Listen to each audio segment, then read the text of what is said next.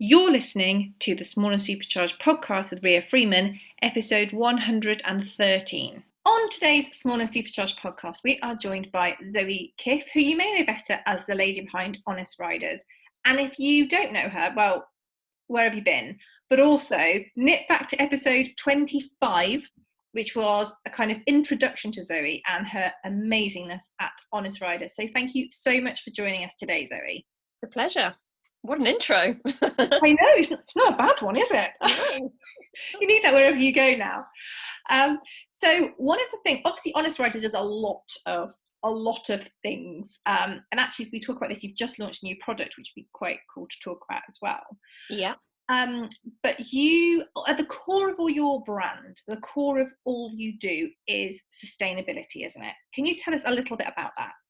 It is, yeah. It came from when we very first started, actually.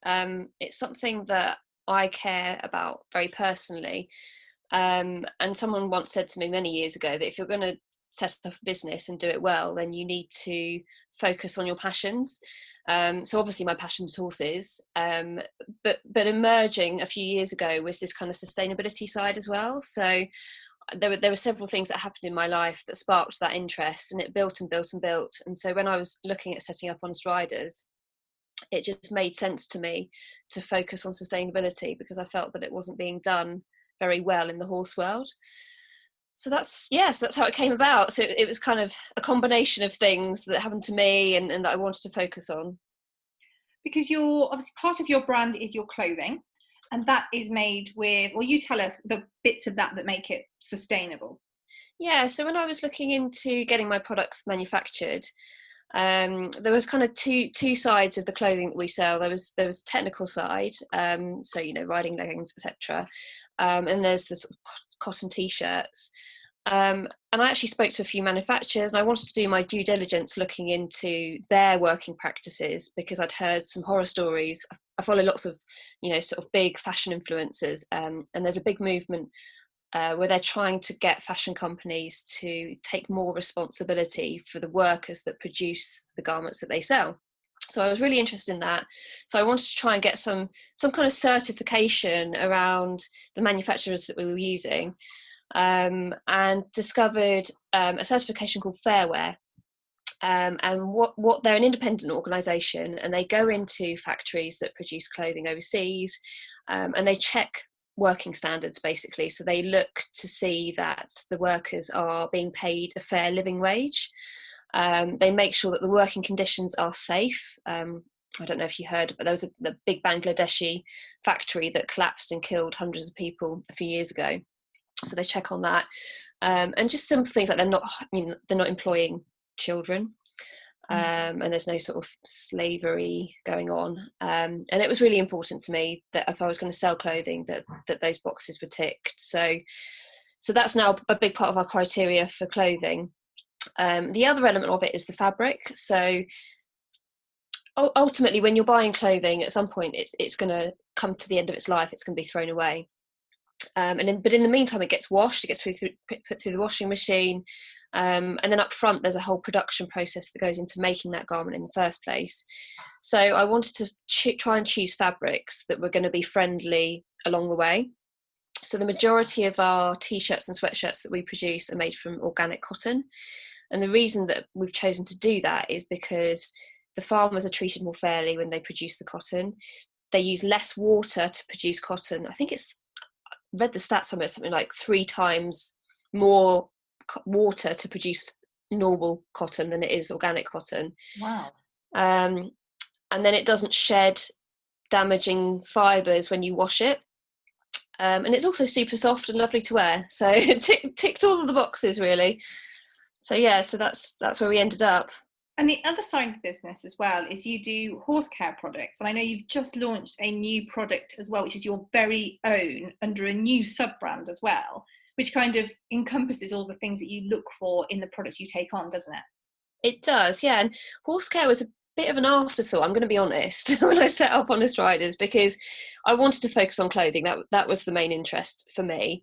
But then I use stuff on my own horses, and I was just finding that I couldn't the more I looked into the sustainability side of things, I couldn't find the horse care products that were natural and still did the job, were still effective at the job that you buy them for. Because it's all very well them being natural, but if you buy something and it doesn't work, it's going to end up in the bin anyway. And I looked into it and I found some incredible smaller brands that aren't necessarily sold in the bigger tack shops, and tested them basically, and loved the products. So that's where that came from. It was very selfish, really, just stuff that I wanted to use on my own horses. So we built up the horse care side as well now. We've got a really comprehensive range of different brands and different products that cover everything from, fly spray through to poof balm. So yeah, and then I sort of looked into our breadth of range, and we've got all sorts of different products, and the vast majority of them, unfortunately, are in plastic bottles. And we've spoken to manufacturers about this, and there are a variety of reasons for doing that. Plastic is a really durable product. It holds liquid. If you're going to put it in the post, plastic's a really great way of doing that. But I had this burning feeling inside that there was a better way, that there was a more sustainable way of producing horse care. And that's where Honest Horse came from. So we launched it about a month ago, and our first product was a shampoo bar, which is really exciting, and they keep selling out, which is amazing but quite challenging to manage. So we're going to build on it from there, sort of focusing on being plastic free and minimising wherever possible the amount of packaging that we use. Another really cool thing about the shampoo bars as well is that they're made in the UK, aren't they? So in terms of kind of air miles and carbon footprints, they're scoring on that level as well. Yeah, and that's obviously really important, because sustainability is a really complex subject. It's not just about ingredients, not just about packaging, it's not just about where it came from. It's a kind of combination of all of those things, and no one's perfect. I think that's really important to say, is that there's no one that's absolutely nailing it on the sustainability front, because if we wanted to be sustainable, we would really have to cut back on our consumption of everything. And I think in today's world that's just not possible. So we need to find ways in all of the areas that we can reduce our impact. And whilst it might not be perfect, trying to source stuff from the UK is an ideal world scenario, and something that we were able to do for the shampoo bars, which is great. So when you think of sustainability, I know you just said it's complex, so now I'm now drilling into the complex, but there are lots of aspects, aren't there? Because it's the sustainability of the people producing the products and making sure they're cared for as much as it is the environment and all the other factors. So what things do you look for when you think about being sustainable or sustainability? So I've got a kind of a checklist. If I'm buying something for myself, I've got a checklist. So I would look at the product itself initially, and make sure that the ingredients were cruelty free and naturally sourced. And again, it's a balance, right? Because there are some natural products that are incredible at the job they do, and there are others that you need some element of man-made chemical to make them at their most effective. And if they're at their most effective, then they're sustainable, because you'll use it all up, rather than getting a third of the way down the bottom and thinking, oh, this isn't very good, and I'm chucking it away. So there's a balance there, but cruelty free is an absolute no-brainer for me. Like I'm not willing to compromise on that.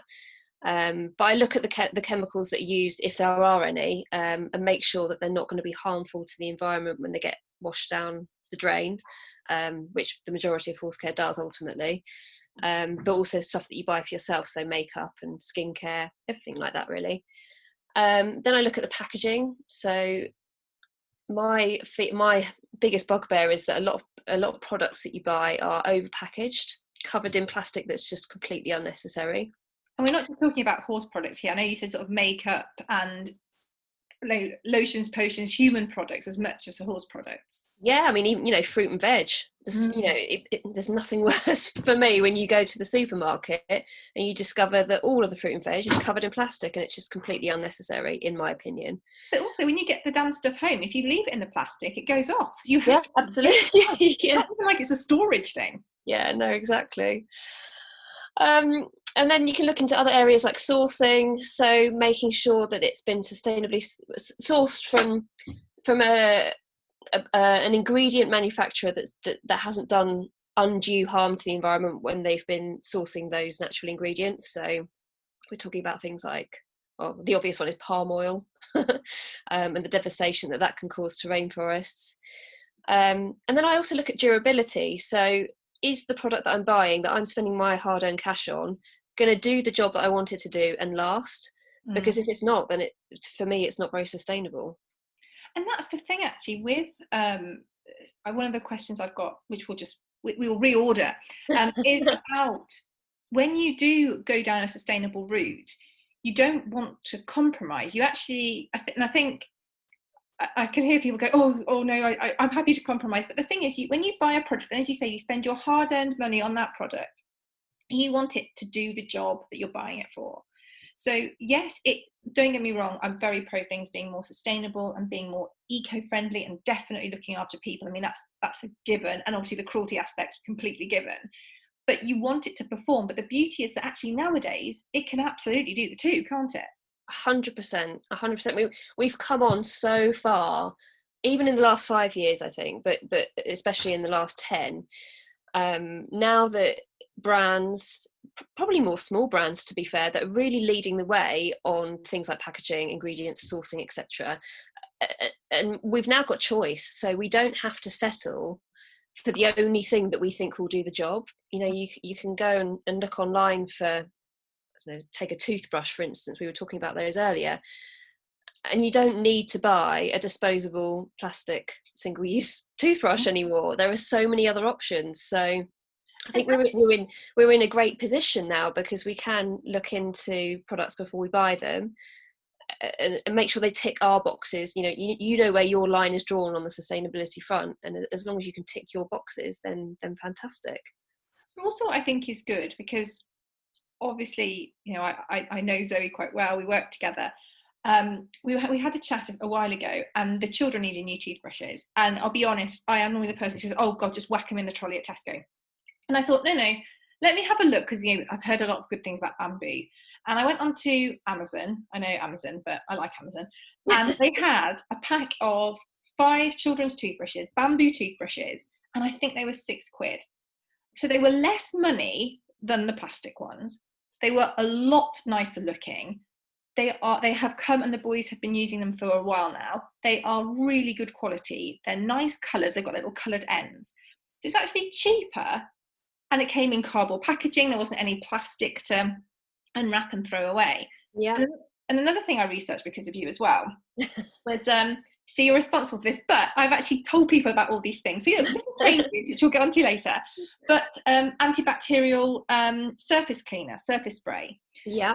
There was a brand, I've actually gone for a different brand, but because it was on Amazon, I know, called Ocean Drop, it's called. No, it's not, it's called Ocean Saver. Ocean Saver, yeah. And so I ran out of normal antibacterial spray, and I said, keep the bottle, I've got a plan. It's brilliant. You pop this little, like a washing liquid thing into the bottle with a bit of raw water, swish it about, and you've got a whole thing of antibacterial cleaner. It smells really nice, but not like overly, it's just really nice. Seems to be doing a good job. It cost me £1.50 for the little thing. So cheaper than buying a bottle.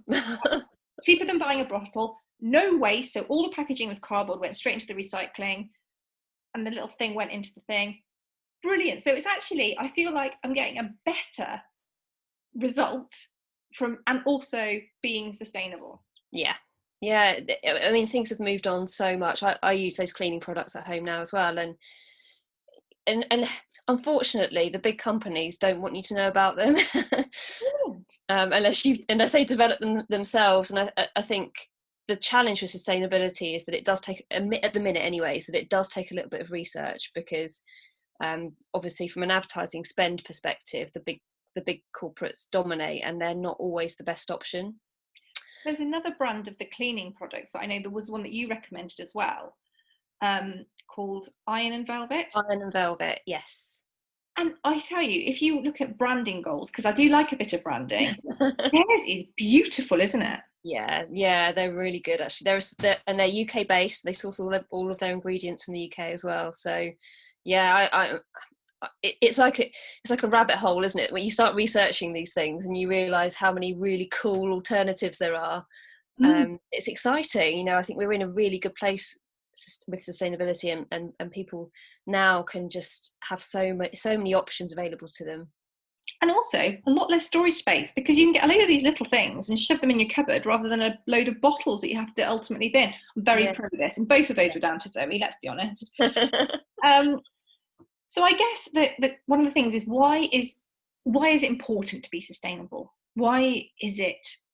Because it is important. And I think that if coronavirus has taught us anything, it's the difference that happens in nature when it's not being hammered by us not caring for it.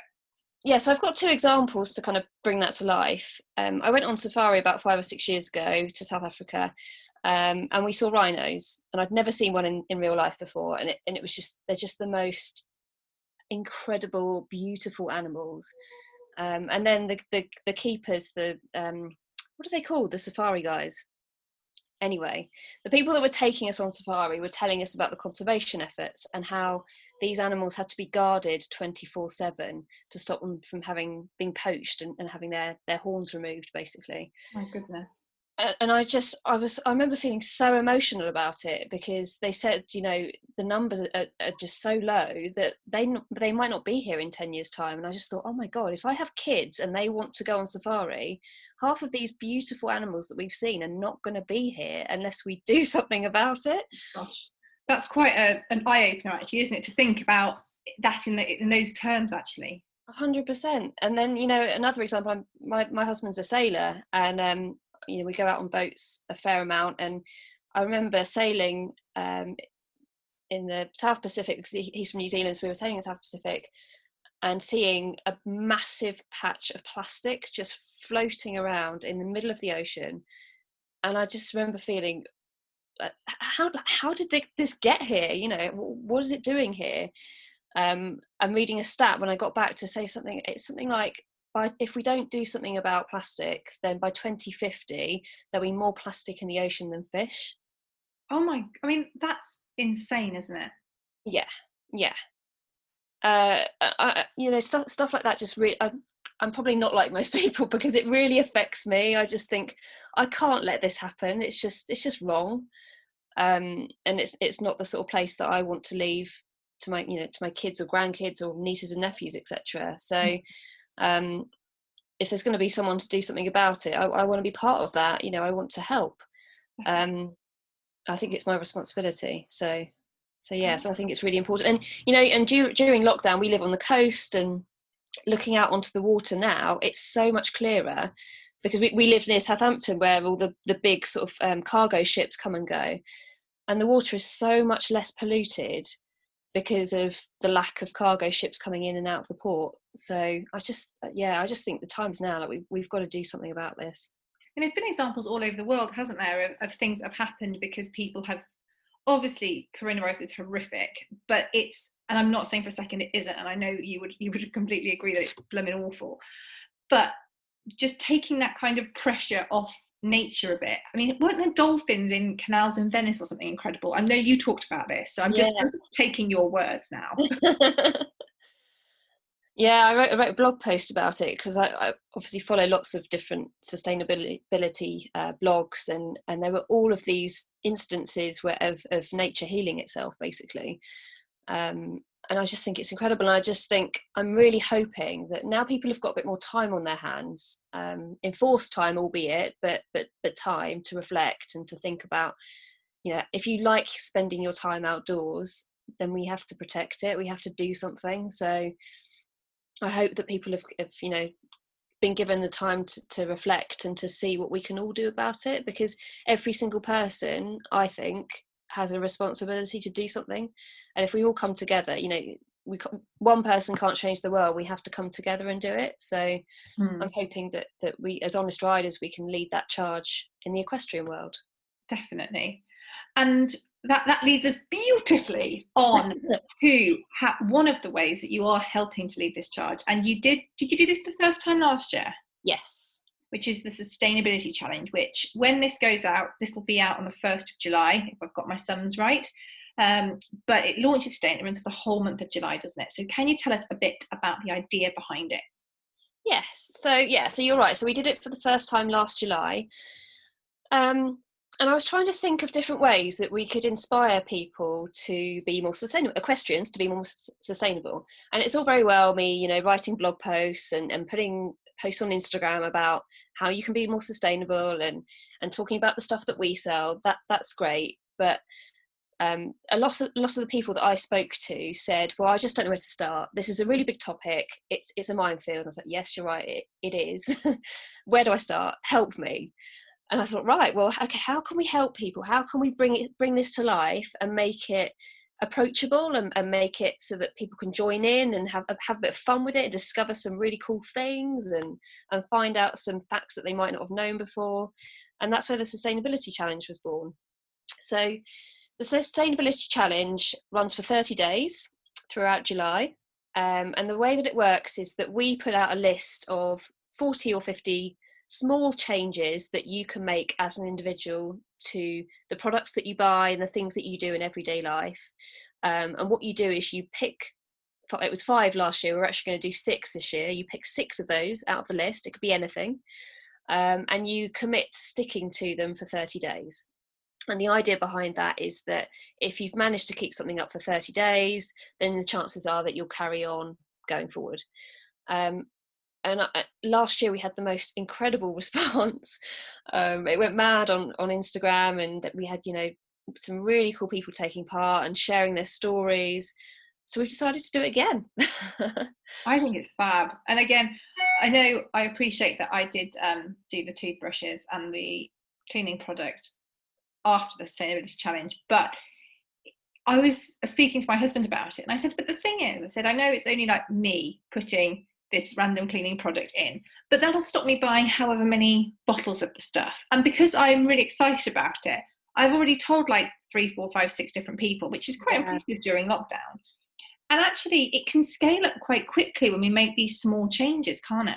100%. And I think, yeah, absolutely. It's all about that, and word of mouth, and showing people that it doesn't need to be difficult, and you don't need to go from 0 to hero in one go. You don't need to go from where you are now to being a complete zero waste vegan. That's not what it's about. It's about sort of making tweaks and small changes and things that you can do really easily that will make a difference. And I think I'm hoping that's quite inspiring. So this year you've slightly mixed up, haven't you? And you've got 3 categories in the challenge, which are switch, ditch, and commit. Yes. So can you explain about those? Yeah, so last year we had a long list. There was 40 things that we listed out, small changes that you could make. And I wanted to make it even easier this year. So we've grouped the changes into 3 categories. So switch, as it might suggest, is about taking something that you buy on a regular basis and switching it for something that's more sustainable. So we've got things like we've got cleaning products on there, we've got makeup on there, we've got obviously horse care, elements of horse care that you can switch to be more sustainable. We've got things like cotton wool pads and all the everyday things that you buy on a regular basis that actually in the majority of cases there are more sustainable versions of. So we've got those.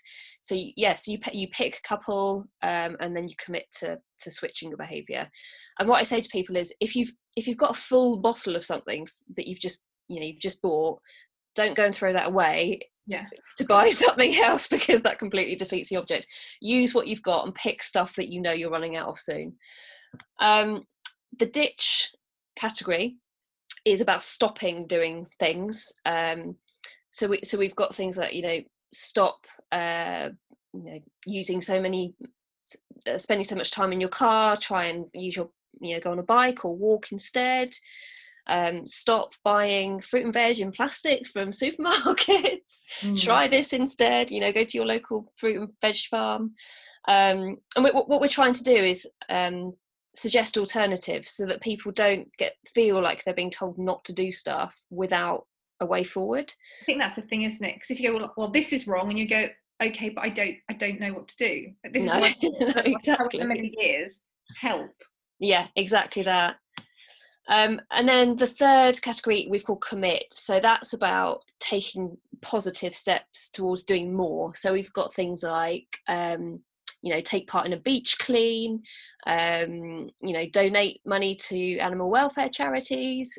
You can set up gift aid. We're talking about composting, planting flowers around the yard, stopping taps from leaking, all of this kind of stuff that you can commit to that will make a difference. And actually, stopping a tap leaking is going to save you money as well. Let's be Oh, honest. absolutely, yeah.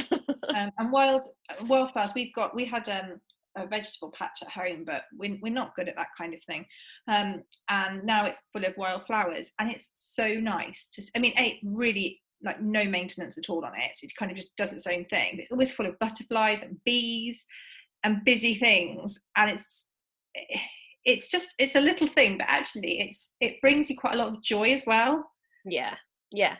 And do you know what? A lot of these things do. A lot of these, we had so much feedback last year from the Sustainability Challenge, and people came to me and said, "Oh, it's changed this and that about my life, and I'm so much happier, or I'm so much more chilled, or this has brought me complete joy, and I've discovered this and I've discovered that." And that for me is what it should be all about. And then you're encouraged and you're enthused to make more changes, and a lot of people said that as well, that they, at the end of the challenge, they came back for more, they wanted to do more, which is fantastic.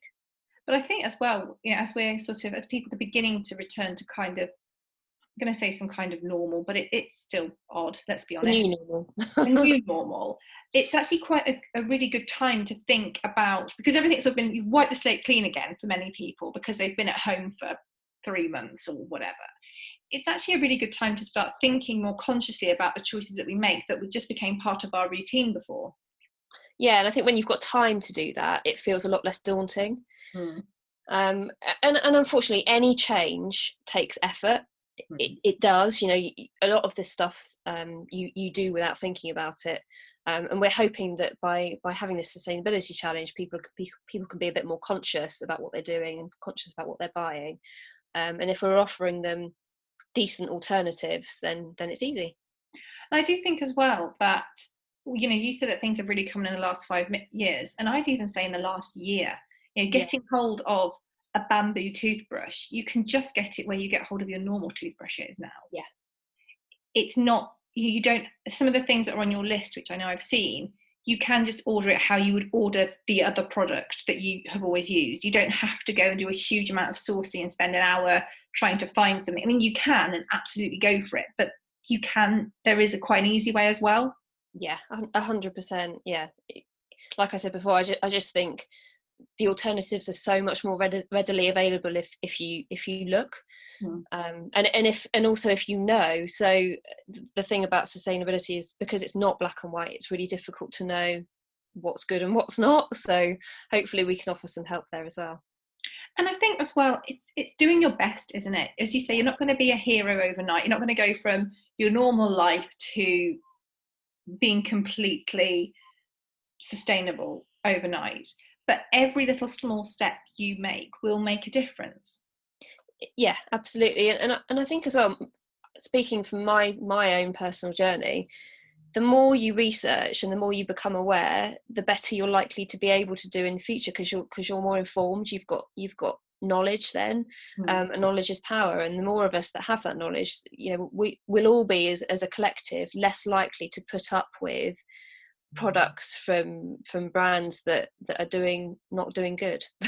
Yeah, and also to the workers as well as to the environment as well, because it's so important. And I think that because obviously people listen to this from all over the world, but I think that in England particularly, I don't think I'll talk from my experience. I am kind of, I suppose, a little bit removed from a lot of things. We don't see where products are made. We don't have that kind of exposure, but actually putting ourselves out there and going, well, actually, where is this made? And doing the research, seeing the pictures, reading the information is really eye-opening.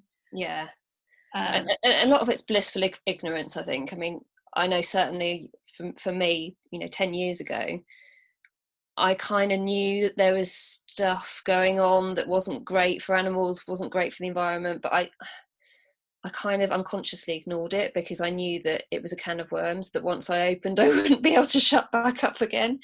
And it's scary as well. Like, you know, if you love animals, and if you love nature and the world that you live in, you don't necessarily want to expose yourself to the realities of it, because it's stressful and it's uncomfortable and it's unpleasant.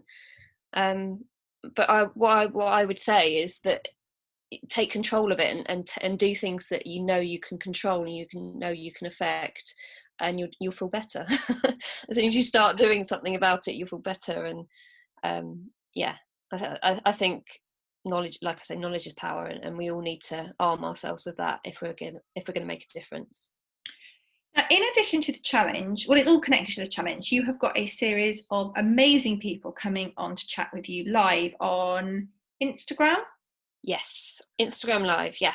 And these are not just people who are horsey. These are people from all aspects of our lives to try and help us understand a little bit more, and whether we want to take the information forward or not, that's on the person listening, but just to help give us that information that you've spent years and years researching. So can you tell us a bit about who you've got coming on and why?